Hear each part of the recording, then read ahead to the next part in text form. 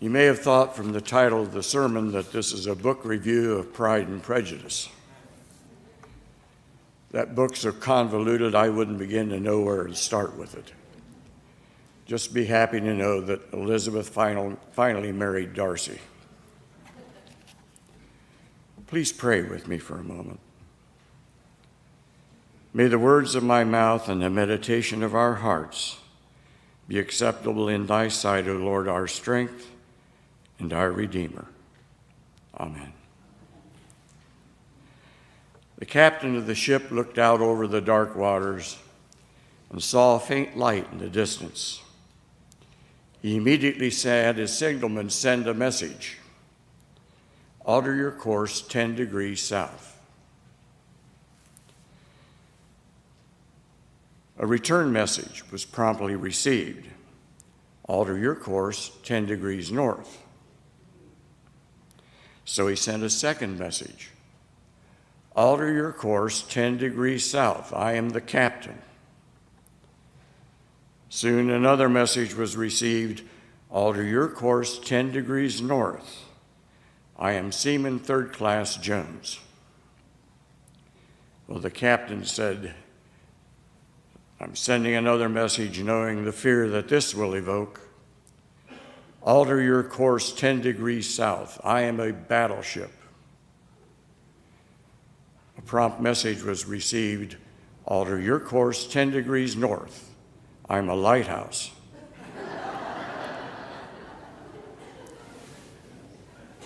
Well, we all have an ego, don't we? It's necessary that we have an ego in order that we can have a feeling of self-worth. But too often, egos can evolve into pride. And sometimes that pride can send us crashing into the rocks. Wars are often fought due to overzealous pride in our nation's form of government or religion or way of life. Pride can lead to prejudice. After all, I am the captain. What can a seaman third class possibly know? Compared with me, he's nothing. That same kind of sentiment carries through into our society today. That third world country is so far behind. We're such a lousy place full of such lousy people. Why can't they just leave us alone and stay out of our hair? Pride causes divisiveness in our own culture when we come to feel we are better than someone else. In Luke, Jesus told the parable about being invited to a wedding feast. He said, don't sit at a place of honor because someone more honorable may have been invited, and you'll be asked to move to make room for them, and you'll be shamed. Instead, sit at the lowest place, and then maybe you'll be asked to move to a more honorable place. Now, I don't want to stretch this parable to the breaking point. We should never feel self-content. We should feel self-respect and dignity. We've been told to love our neighbor as ourselves. After all, we are made in God's image. Jesus lived during a time of extreme prejudice against the Samaritans. The Jews considered the Samaritans to be lowlifes, whom you shouldn't even give the time of day. And yet, Jesus used a Samaritan as an example of the one person who saw a need of someone in dire straits and was willing to put himself out to help. The scriptures have certainly not said it's wrong to feel satisfaction and a certain pride in a job well done. When we look at the faith-based works that have been done by this congregation, thus living up to the name St. James, we can't help feeling good about what's been accomplished. This congregation has always been generous with time, talents, and resources. Gifts such as ministries, such as blessings in a bag, the school supplies, thrift shop, Saturday supper, helping hand, the family Christmas gifts and food, as well as other outreach ministries. We've rallied to help with special offerings during times of crisis and need. But that doesn't warrant chest beating or comparing our church with others. There are others whose works and ministries are truly living up to the calling of Christ. Too much pride in one's own church can be very detrimental to the carrying out of the mission and purpose of Christ's work. Many years ago, I served as an interim pastor to what was called a circuit of 2 rural Methodist churches. These 2 congregations were about 5 minutes driving time from each other. The one congregation had about 250 members. The other, 14. You heard right, 14 members. The conference and the local district had tried many times to talk these 14 members into joining with the larger church. The larger church had extended gracious invitations as well, but to no avail. Those 14 people dug in their heels and said with great pride, "We've gotten along just fine, just the way we are." Now, these were nice people, but their ministry stopped at the walls of that tiny church. The church was a typical little white country church with a potbelly coal stove in the middle of the sanctuary, an old pump organ, and mostly empty pews on Sunday morning.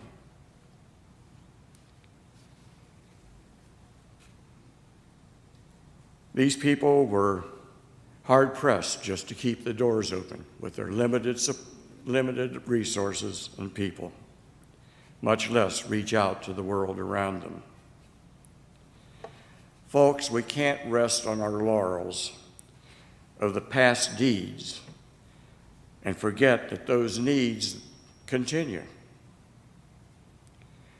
Now, we know our attendance here at St. James is down, just as it is in most of the churches all over the country. We've lost a great many hardworking and giving members through death and just drifting away. Illness and self-destructing body parts have taken their toll on the abilities of many of us to serve. So we could say, if we want, well, we've done our part, and we're too few to carry on. It could be so easy to think, well, I really like things the way they are. I'm comfortable with the music, the sermons, and it's nice to have a church I can go to on Sunday morning and not worry about all those other activities and the outreach and all the other stuff I used to do. And then we can watch our attendance drop down to maybe 50 people. We can let the preschool and the child care pay for the utilities. Or we can rent out the fellowship hall for receptions, parties, or as some churches are doing now, rent out space to business people. Maybe the conference will assign a part-time retired pastor to preach on Sunday mornings, and we can sit in our comfortable pews until our time on earth here is done, proud of all the great things we used to do. Or we can double down in our efforts and continue to serve as we are now. we can be more open to inviting our neighbors and friends to join us in worship, in some of the activities and some of the study groups, maybe the movie night. We need to look around and learn from others. You know, it's the active and vibrant churches that attract new faces and members into the fold. Divisiveness is nothing new to the church, and in many cases is far more serious than wanting to cling to the church that we've belonged to for most of our lives. Paul's letter to the church at Corinth is one of the best examples I can think of in this regard. The Corinthians were rallying around various church leaders and teachers, most especially Peter, Paul, and Apollos. These loyalties led to intellectual pride and created a spirit of division in the church. It's truly unfortunate when a congregation allows itself to be divided because our pride says we know better than the person sitting next to us what needs to be done. We know just how our offerings should be spent, what ministries we should support, what our Sunday services should be like, how our pastor should preach, and of course, whose theology is best. Paul's letter to the Christians in Corinth addressed the problem of people being so caught up in certain persons' theology or preaching that they were ignoring the fact that Christ was supposed to be the center of their faith. The result was the early church there was becoming divided. The different factions were so sure of their own stance, they had no use for the feelings or beliefs of others. Their own pride and personal intelligence created a prejudicial feeling against those who saw things differently. The Christians in Rome were squabbling over, of all things, whether to eat meat or be a vegetarian. Paul's admonishment to them was to respect each other and place your energies not in pointing out your differences, but to unite in your efforts to honor and serve God. While in college, I was invited to attend a meeting of a group called the Upper Room. The first thing each person in attendance did was to relate their conversion story. As each person gave their story, it soon morphed into a "can you top this" session. I was expecting a burning bush story before long. I was the last to speak, and I simply stated that I had no specific conversion experience. I'd grown up in the church, I lived in a Christian family, and had always had Christ in my life. Their reaction was, surely there must have been some turning point. No, nothing. You'd have thought I had frogs growing out of my ears.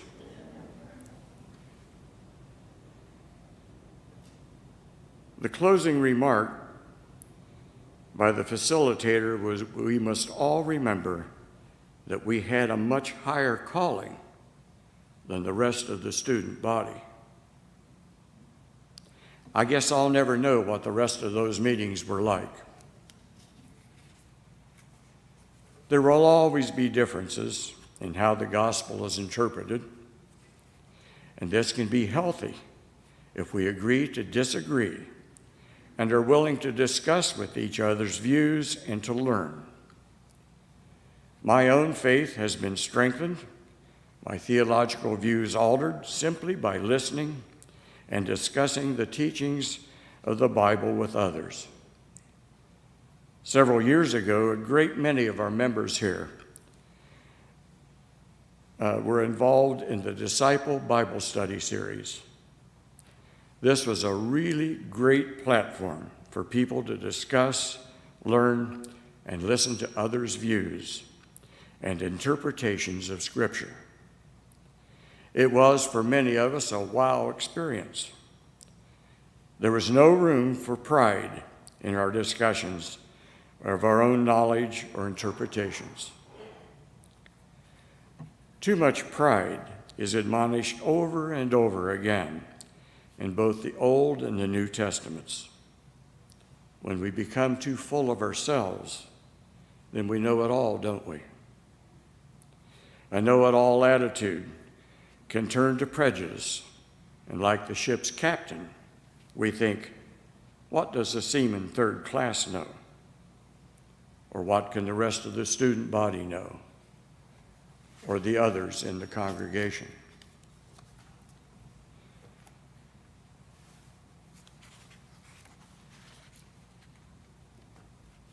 Upon arriving at the pearly gates, a man was asked by St. Peter what made him worthy of entering heaven. Well, said the man, I almost never miss church service. Great, said Peter. That's worth 2 points. 2 points, thought the man. Okay. I was married to the same woman for 53 years and was never once unfaithful. Fine, said St. Peter. That's 2 more points. 2 points, thought the man. You should have known my wife. Okay, he said. I've also always been very generous with charities, and I tithe to the church. Great, said Peter. That's another 2 points. The man couldn't believe that these good things only mounted up to 6 lousy points in his favor. At this rate, he told Peter, the only way I'll make it into heaven is by the grace of God. Ah, said Peter, come right in. When we fail to recognize God's grace in our lives and allow pride in our own sweat and labor as the sole means of all that we have and all are, it can affect our faith, can't it? We put too much stock in what we feel we've learned ourselves and earned, and are reluctant to recognize the role that God's grace has played. We pride ourselves in all the things we own without considering how truly blessed we've been by God, who has given us the ability and means to have such a life. Frankly, that's sad. There was once a very wealthy man who was fond of bragging about all the great things he had earned.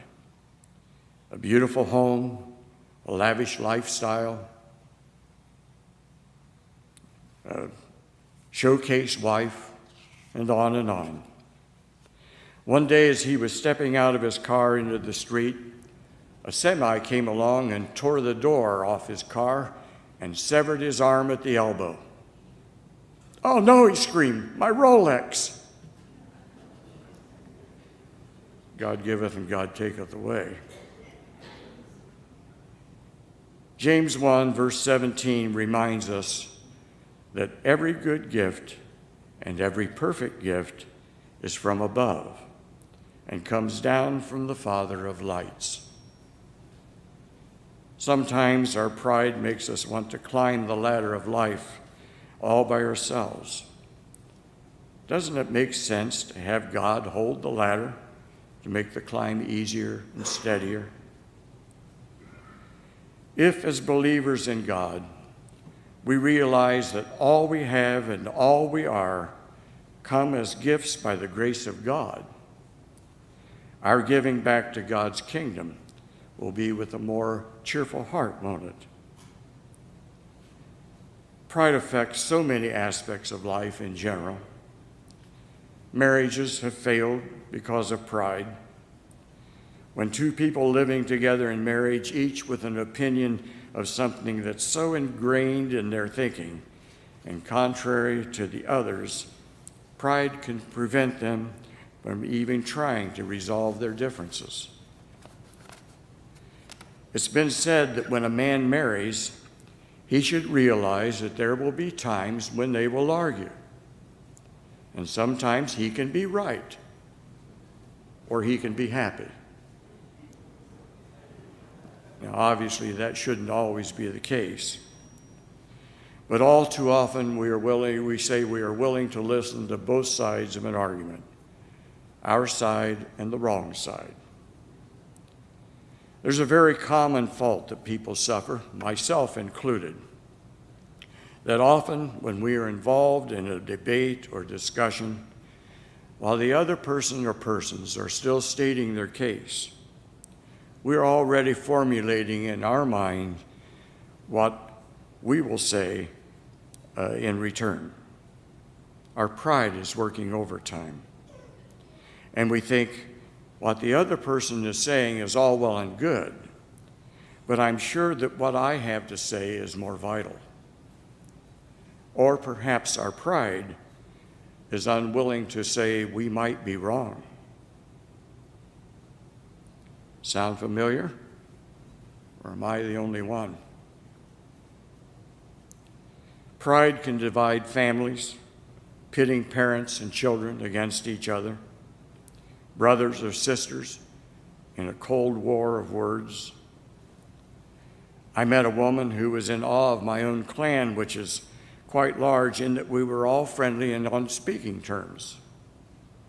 She informed me she had a sister with whom she had not spoken in 30 years over some spat that their pride would not allow them to resolve. Sadly, she went to her grave without ever having made up. Have you ever observed someone who has done something great with their lives without any pride? Jesus, of course, is the paramount example of this. Of all those who have ever walked the face of this earth, his life set the bar. He changed life on earth as no one ever has or ever will again. And he did so with the utmost humility, not a trace of pride. When Jesus preached to the multitudes, he didn't say to his disciples, "Hey, I really pulled them in this time, didn't I?" And when he walked on the water to reach the boat of fishermen, he didn't say, "Hey." If Jesus had been prideful in his preaching, healing, or working of miracles, I wonder if he could have accomplished what he set out to do.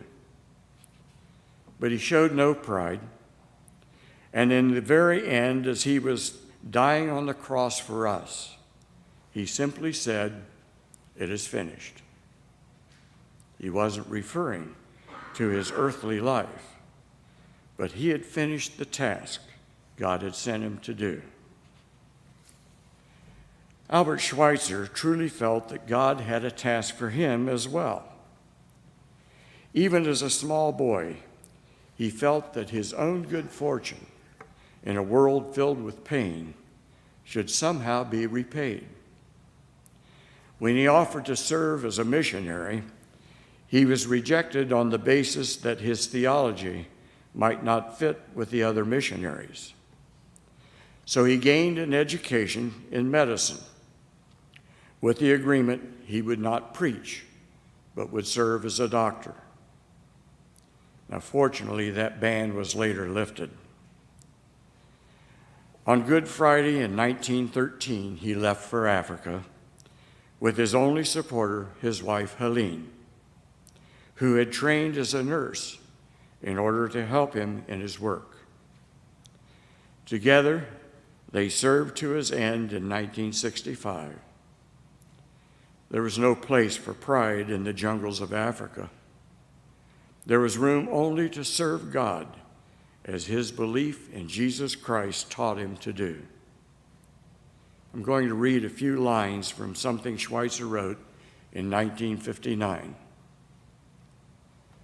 Profound love demands a deep conception, and out of this develops the reverence for the mystery of life. That is why our neighbor is not only a man. My neighbor is a creature like me, subject to the same joys, the same fears, and the idea of reverence for life. It includes all living beings. We can't all be Albert Schweitzer, but perhaps we can humble ourselves before God, throw away our silly pride, and follow Christ's teachings as best we know how, so that in the end, without pride, but with God's blessing, we can be satisfied with a simple, "Well done, thou good and faithful servant."